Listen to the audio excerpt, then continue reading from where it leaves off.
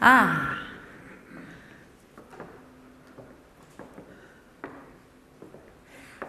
I used to think that people were just naturally born with business acumen.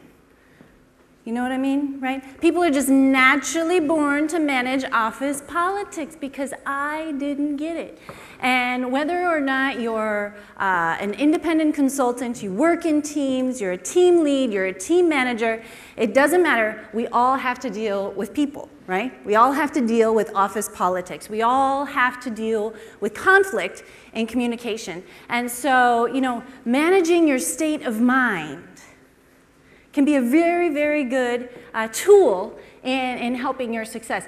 I have probably, out of all the tools that I've used to become an international speaker, a trainer, a TEDx speaker, I'm a digital advertising consultant, I work with nonprofits. In every single one of those scenarios, the thing that has helped me the best is to cultivate emotional intelligence. So today we're going to talk about emotional intelligence and 5 tips that I've used and that I use all the time with my mentees, with my clients, to cultivate more emotional intelligence in the workplace. I'm going to also share with you just a basic overview of emotional intelligence, or your emotional quotient, EQ. If anybody wants to contact me and continue this conversation online, I'm Lucky Girly Girl all over the interwebs because I believe we all have the power to create our own luck. So thanks so much to Voxxed and all of our to Voxxed Days and all of our sponsors today. You know, I was this guy.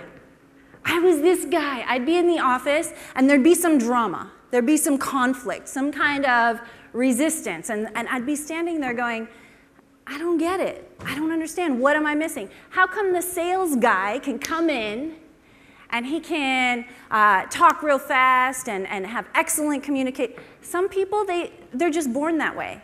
That stuff, it's just not for me. And if you would have told me 5 years ago that I'd be standing on an international stage speaking and managing my own stress through that process and my own fears and the difficult feedback that sometimes comes with that, I'd tell you you were crazy, because this was me. I was walking around, you know, I don't get it. I'd have a panic attack every time, and it didn't even matter what the meeting was about. Somebody would call a meeting and I'd think, oh no, I'm in trouble. What's going to happen?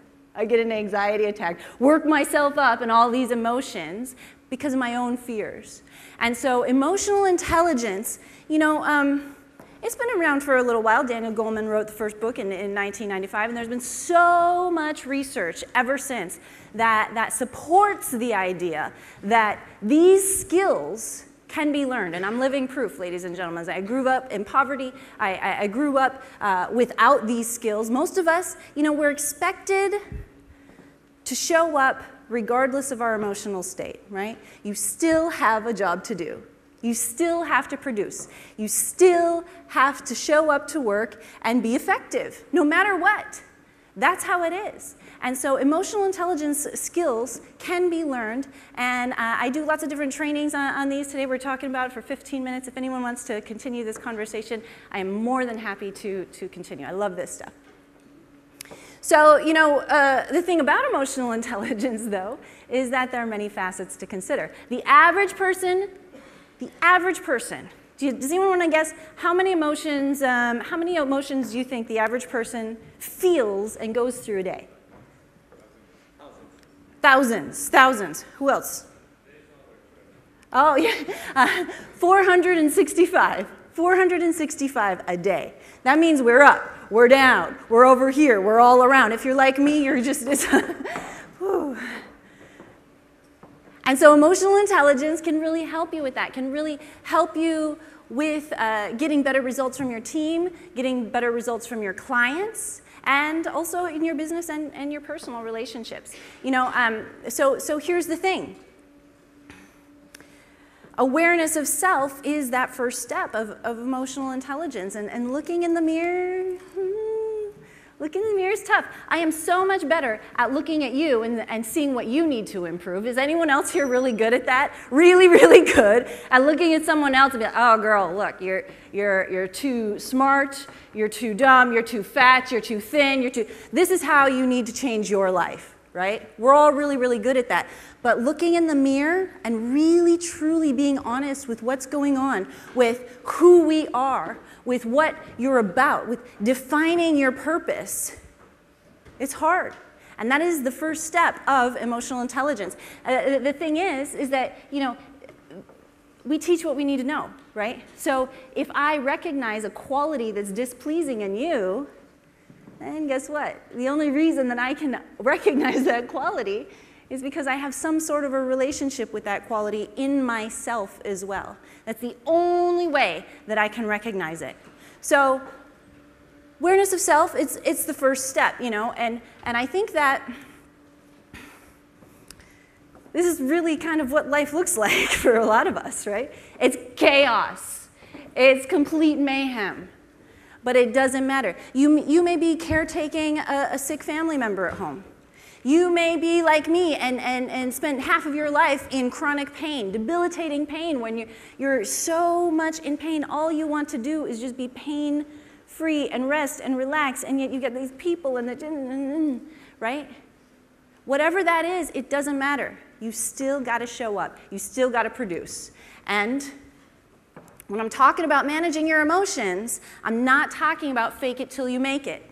That's not what I'm talking about here. I'm talking about looking in the mirror and being truly honest with what's going on inside of you and how you're processing those emotions, right? When you understand yourself, when you understand the people around you, it helps form a deeper connection with people. It helps process those emotions, and it helps manage the stress.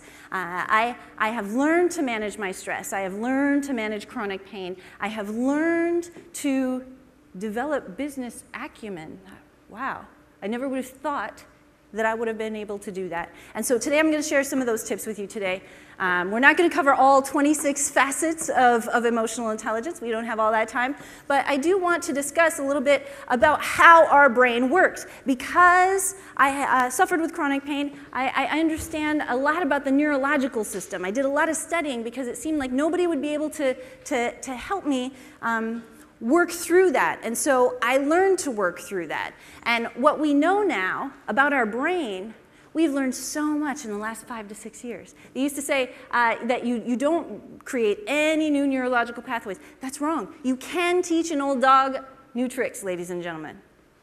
If you can have a stimulus that is strong enough, if you can have a stimulus that is repetitive enough, you can create new neurological pathways in your brain. You can essentially deepen that groove, deepen that pathway the more and more you practice. In this case, sometimes fake it till you make it does work a little because it's uncomfortable, right? You try something new, it's a little uncomfortable, but guess what? That's where the growth happens. There is no way that you can go through change and not feel a little uncomfortable. And if you can embrace that and hold space within that to get to the other side through it, it's very interesting what happens. In my experience, people look around and they go, oh, Christina, now, how did you do that? I noticed that you're suddenly getting different results. What's happening? And then they want to do what you do. And then we all grow together. This is how we evolve. This is how communication, connection happens. And so if you keep that in mind, that repetition, if you keep that in mind, that the more you practice something, the better you'll get at it. I mean, this is why it makes sense that you can't just read a book on emotional intelligence or take a quick course and suddenly be an expert. You have to do it over and over again with intention and repetition. Here's the problem, though. That lizard brain, our limbic system, we are at a biological and physiological disadvantage because the signal hits our amygdala first. We actually have 2 amygdalae. They work in concert together, left and right, but we're going to talk about just the amygdala. And your amygdala, it's that fear response. So we can pause. We can train our brain with practice to respond instead of just reacting to people. Responsible people respond. So let's talk about emotional intelligence. I have a fancy definition here. It's the ability to monitor one's own and other people's emotions, to discriminate between different emotions and label them appropriately, and to use emotional information to guide thinking and behavior. It also reflects the abilities to join intelligence, empathy, and emotions to enhance thought and understanding of interpersonal dynamics. And really, all that says is, do you get it? And if not, then how can you? And are you willing to? Are you dedicated to the process? I told you that we're going to go through an overview. There are 4 parts to emotional intelligence. 4 basic parts: awareness of self, awareness of others, management of self, and management of others. Those are the 4 different parts. We have about 26 different facets that fit right into that. We're not going to talk about all those today, but I do want to share with you 5 tips that have helped me and helped my clients and my mentees cultivate more emotional intelligence in their life and get better results. Less stress, more mindfulness, and better communication. The first one is to create space. Lots and lots and lots and lots of clutter. Lots of things happening, lots of family things, lots of business things, but everybody's busy. We're busy, busy, busy, busy, busy. And so if you can create space, if you can pause, remember that amygdala gets the signal first. And if you can remember that and pause before you react, you're going to be a lot happier with the types of the results that you get. If you just pause, you breathe, you vent. I have a couple of even quick tools just to keep in your back pocket. You know, when you have a conflict, you can just use some key phrases. You know what? Let's just take that offline. Emotions are running high right now. Let's just go for a walk. You can just use these simple little techniques to create space. To pause before you react, before you do something that you regret, before you say something that you regret. Who knows what this is? This is a walk-in cooler. They're in restaurants and conference centers all over. And when I was in my 20s, I did a lot of waitressing, a lot of serving. And I'll tell you what, when you had a very difficult customer, a very difficult client, the cool thing about these refrigerators is that they are airtight. In fact, I worked at a place, I did a training for Microsoft in Indiana, and one of the guys in there, he said, oh, actually, we just kept a chair in our walk-in. We just called it the office. If we have a difficult client, you go in there and you can scream and rant as loud as you want, and nobody's gonna hear you. Create space.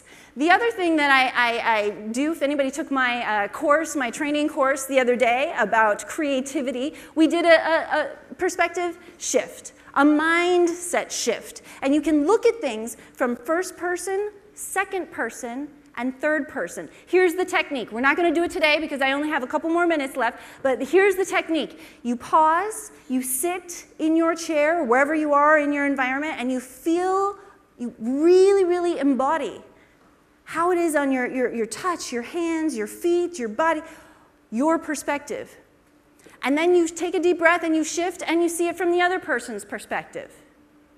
And then you take a deep breath and you shift as if you're watching the entire scene on TV. This works. This is very, very easy to do when you're a nice, friendly training workshop. It is not so easy to do when your co-founder wants to completely wipe out the build and start all over, and you're arguing about what kind of features you're going to add. So it works with practice. Remember, all of this stuff you have to practice, practice, practice, practice. The next tip I have for you is to get curious. Ask curiosity questions. I have a whole list of resources and books and questions, sample questions. If anyone wants to contact me, I'm happy to send that page to you.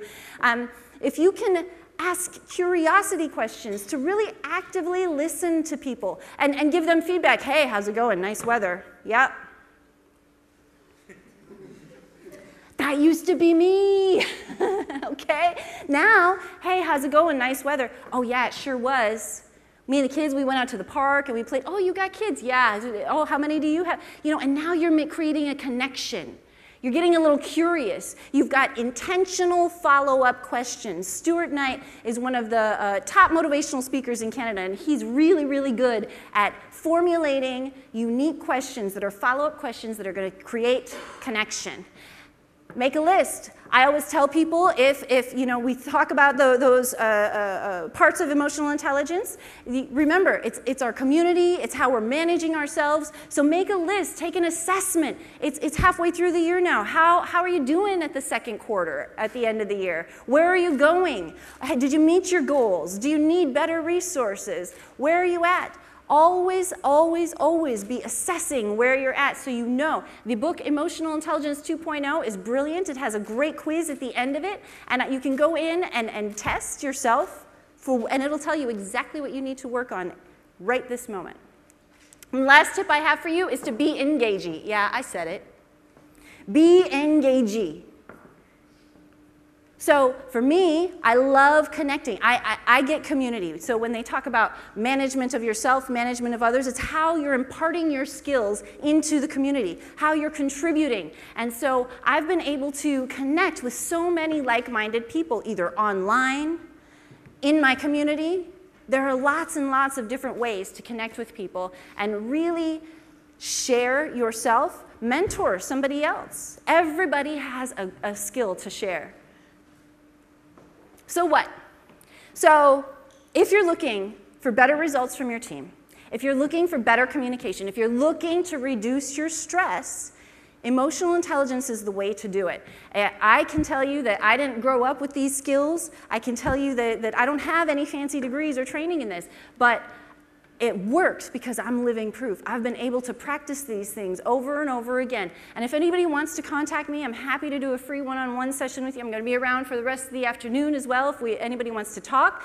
Does anybody have any questions? Oh, actually, I'm short on questions. So if you do want to, I'm already 2 minutes over.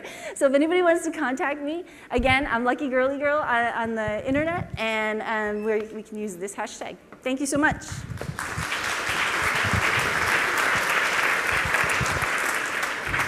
Thank you for that, Christina. You actually have quite a bit of time, so if you want to cover anything else, you're welcome to. Oh, you good. do. Okay, good. Okay, good. You do. I mean, the floor is yours until lunchtime, until 1 o'clock. Oh, the floor is mine. Oh, well, okay. All right. Or good. All right. What do we got? So questions. So let's continue. Let's continue this session on a more engaging way. Yes. So questions, guys. Christina is all yours. All right. She has a question right here. Can we give her a microphone? Okay, thank you. Thank you very much for the presentation. It was amazing. Oh, good. So I have a personal question. How much time did it take you to train yourself to follow these 5 tips? Oh, let me tell you, I still work very, very hard to use these 5 tips. When my 5-year-old is screaming and I'm on the phone and I'm late for a meeting, right? I still work very, very hard. When I really started working on this, I was in my 20s. Remember, I was a server, I was a waitress. I didn't have a whole lot of purpose. I didn't know that I loved teaching people so much and mentoring so much. And so when I was in my 20s, the very first thing that I tried, one of the facets of emotional intelligence is integrity.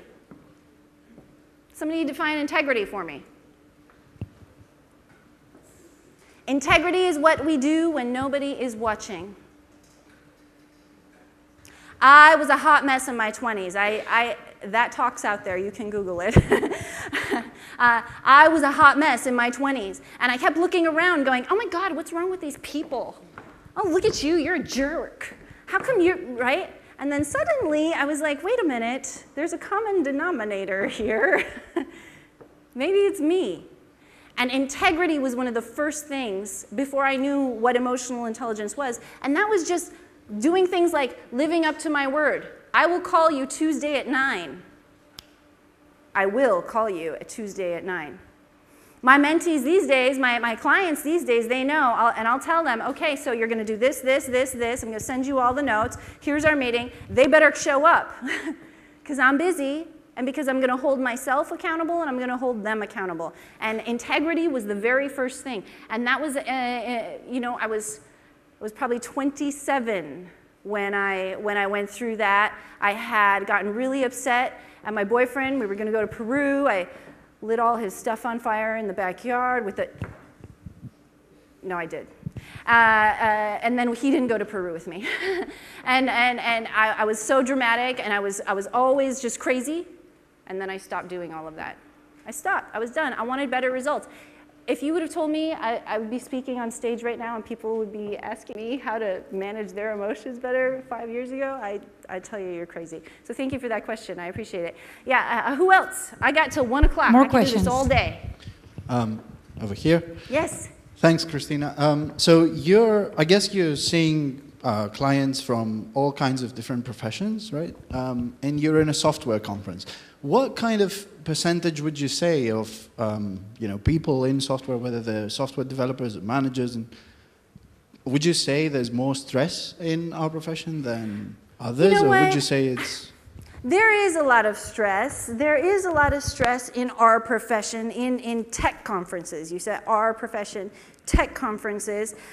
The stuff that I see, I own a digital advertising agency. People don't call me to speak about SEO, don't ask me to talk about marketing and advertising campaigns and ClickFunnels and things anymore. They ask me to speak about communication, emotional intelligence. Even Microsoft, like I said, they had 5 national events in the US last year. I was invited to speak at 4 of them to do a training on emotional intelligence. Even Microsoft knows that there's communication things happening. So, if you think about it, everybody in this room has been in this meeting where the front team, the back team, the project manager, the sales guy, everybody's has different values, different goals. The project is getting out of hand, right? You start to get really, really stressed. And so I don't know that I could say there's a certain percentage, but I can say some of the challenges that are common that I've recognized in this industry are just that, the communication between the front of the house and the back of the house,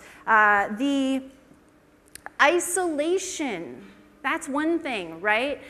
So here's a scenario. It's Friday afternoon. Everybody's ready to go home for the weekend. It's late, and the build broke. Something happened. Somebody broke. What happened? I don't know. Well, your problem. Sorry, 5 o'clock Friday. We're out, right? Everybody leaves and leaves the one person here. Did they do it on purpose? Was the intent malicious? Would it really just make everybody suffer so bad to stop for 20 minutes and work together to solve the problem? I see the isolation a lot. Yeah, sucks to be you. Remember my Starbucks Monday morning. Hope you've worked that out. That's what people do, right?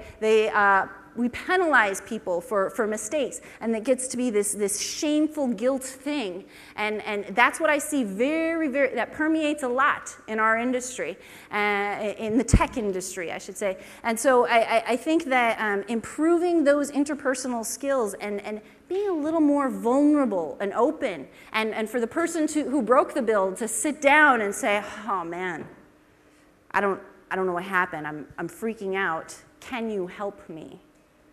It's hard to ask for help. I have a strong independent woman complex. My 5-year-old daughter has a strong independent woman complex. We have a hard time asking for help, especially when you're so accomplished.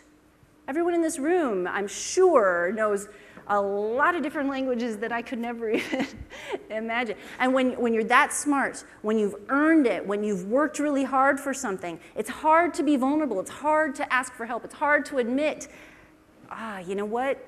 I need help. Something's not going right.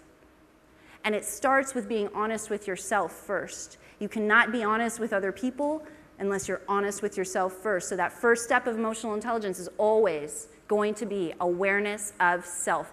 We did a lot of different exercises in my training workshop on Wednesday about that, about how to start with, understanding your core values and what you're about and what motivates you. Because remember, the brain, that neurological system is very, very complex. And if you stimulate those neurological systems you can continuously create new neurological pathways and change your results. Change them dramatically just by focusing on something like integrity or vulnerability. Yeah. Thank you. Appreciate that. More questions? We have the time. Hello. Hi. Here. So I understand the part of each one of us working on these tips. Yes. But since we are in a tech conference and the majority of us we are working in organizations, in Yes. companies, I would like your thoughts. How much should an organization invest on people that are responsible and managing teams in cultivating emotional intelligence? It's rare. It's rare, and what I would guess, I have no actual data on this, and I shouldn't guess at a tech conference. What I would guess is that maybe it's around 10% of companies, for every room that I'm in, there's somebody who stands up and goes, yeah, we do that.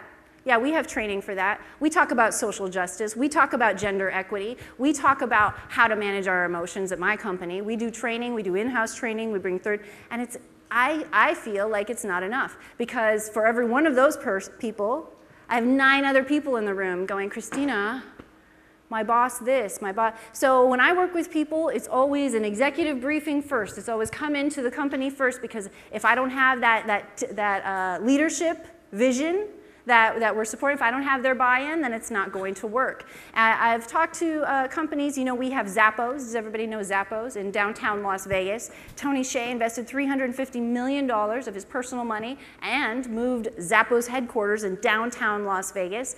And they transitioned their whole entire operations over into holacracy, which is it's not quite flat organization, but they work in pods. And so they transitioned, it took them about 5 years. I've talked to several other companies that are larger corporations, medium-sized to larger corporations, and it takes about 5 years of consistent dedication. And a lot of your current employees, if you go through that process, they're not gonna make it to the end. Because some people, they don't want to. Some people, they just are there for a paycheck. They want to be another cog in the wheel. They don't want to necessarily evolve or move the company forward. So that's maybe my guess about the percentage of companies. But being able to lead doesn't mean you have to be a manager. It doesn't mean you have to be an owner. You can lead from within. Like I said, when you start working on these kinds of things for emotional intelligence, and there are 26 different facets, when you just pick one and focus on one thing for 3 months, complete immersion, read all of the books on integrity, listen to podcasts on integrity, practice integrity. When you do that, your results shift, and the people around you come to you. Like, I used to think that if I changed somebody else, then I'd be happier. I'd change my ex-boyfriend. If he would only do this, then I'd be happy, right? Or I think if only the school system would do this, then I'd be happy. If only the president would just do this, then I would. It wasn't until I paused and started looking at myself, then actually the people around me did change. Just from me working on myself, because they saw what results I was getting, and they wanted to be. So you can lead from within. It's a little harder, and sometimes, like I said, if you don't have the buy-in from the upper management, then you have to even work harder at that, at managing it. Yeah. Thank you for your question. Yes? Next question.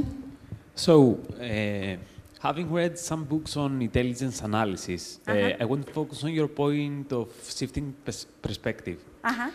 They all tend to say that doing this thing is very difficult, and it needs a constant need to play devil's advocate and all this. And because of our cultural culture and our turn or whatever, it may not be that easy to do that. It's not I think. easy.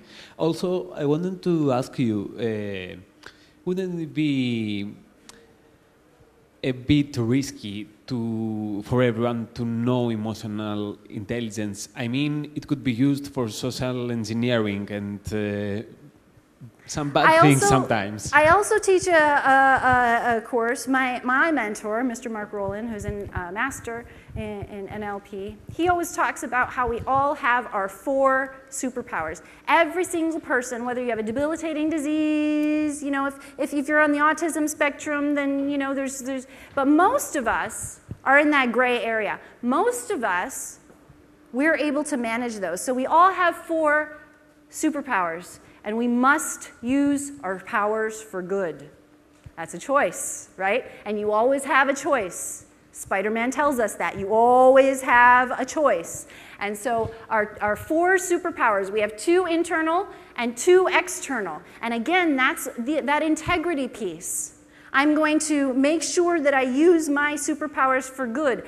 I can be very persuasive, ladies and gentlemen. My 5-year-old, as a result, she can be very persuasive.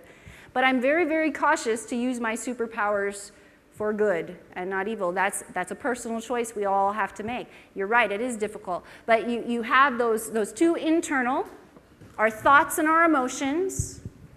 Our thoughts and our emotions are our 2 internal superpowers, and our external superpowers our words and our actions. And we all have, unless you have some kind of a difficult time, for experiencing social cues or body language or anything like that, we all have that power. And it's a personal choice. It's a personal choice. And you mentioned the shift in perspective. Since we have time, does everyone want to do my shift in perspective little exercise right now? We could do it if you want. I can show everybody. If everybody wants to close their eyes, we can all shift our perspective. Let's see what happens. Close your eyes. Everybody's got to No cheated play. eyes. Yeah. Close your eyes, close your eyes, close your eyes. Okay, so this is what we're going to do. Sit in your chair. I want everybody to feel the fabric, your feet, your hands, the thoughts going through your head. You're looking up at me up here. I'm pacing. You know I'm excited. You can feel the temperature. It's such a gorgeous, gorgeous day. Love this climate. And you can see it from your perspective. And I want everybody to keep their eyes closed. And we're going to take 2 deep breaths together. Ready?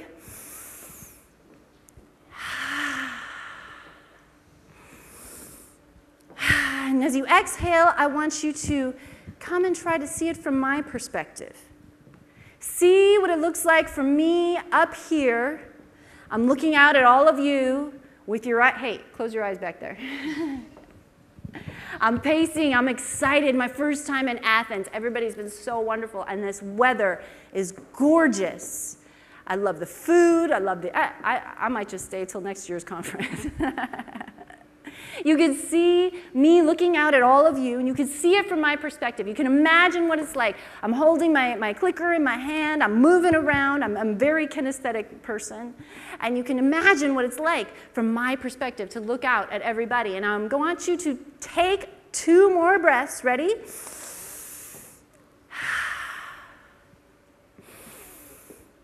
And as you exhale, we're going to zoom out as if the whole room, you're watching it on TV. Now, for some of you, this might be an LED screen. For me, it's always that old-time TV with the dials. You can turn the channel if you want. Don't turn the channel on me. You could see me pacing still and everybody closing their eyes and as we sit in the room and look at what people might be feeling and what they might be thinking. And as we take 2 more deep breaths,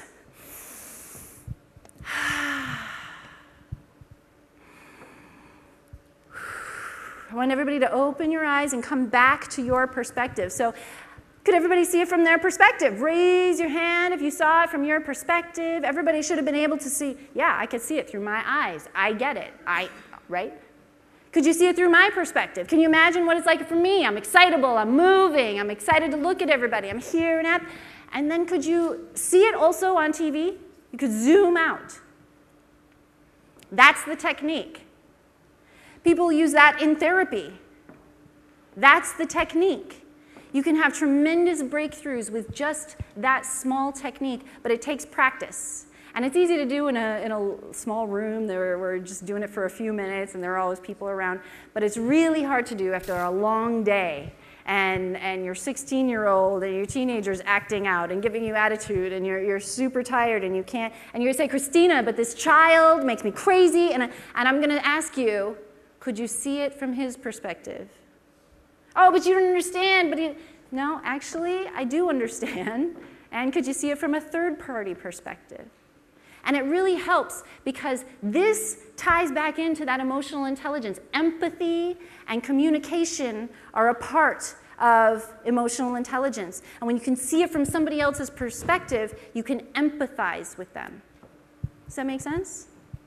Awesome. Does anybody else have another So we question? have time for one more question. Mm-hmm. Let's say you're in a team. Okay, let's say I'm in a team. Got it. And there are 4 persons. Uh-huh. And one of them is nagging and whining all the time. Yes. And he's an impossible character. Yes. And Yes. so you're okay. You have your emotional intelligence lessons. Yes. And you take your space and you can deal with him. But Yes. the rest of the team The rest of the team can't deal with him. You know, I'm very, very diligent about asking why to people. And usually anger and grumpy people, me included, where there's something because there's a fear behind it.